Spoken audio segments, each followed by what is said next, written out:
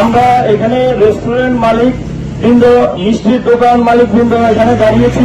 মূলত আসলে আপনারা সবাই জানেন করোনার পরবর্তীতে আমাদের রেস্টুরেন্ট খাত কিভাবে বিপর্যয়ে পড়ে গিয়েছিল। তারপরে চলে এসেছিল করোনার পরে ইউক্রেন ক্রাইসিস। তারপরে সবসময় তো আমরা একটা পলিটিক্যাল ক্রাইসিসে থাকি। দ্রব্যমূল্যের বর্তমান পরিস্থিতি আমরা সবাই জানি।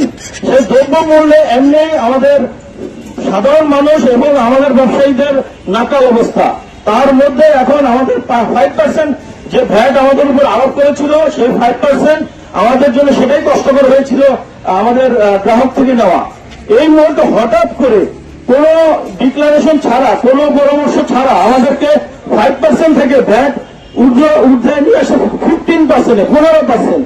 এর মধ্যে আমাদের 15% যদি ভ্যাট বৃদ্ধি করে, পাশাপাশি 100 প্রোডাক্টের উপর ভ্যাট বৃদ্ধি করে। এখন আমরা বাজারে গেলে আমাদের প্রায় গ্যাস থেকে শুরু করে কাঁচা দ্রব্য সবকিছু 15% বেড়ে গিয়েছে। গ্রাহকের কাছ থেকে আমাদের 15% নিতে হবে। তাহলে যদি আমাদের 15-20% বা 30% ভ্যাট বৃদ্ধি হয়, সেক্ষেত্রে কোনোভাবে আমাদের ব্যবসা পরিচালনা করা সম্ভব না।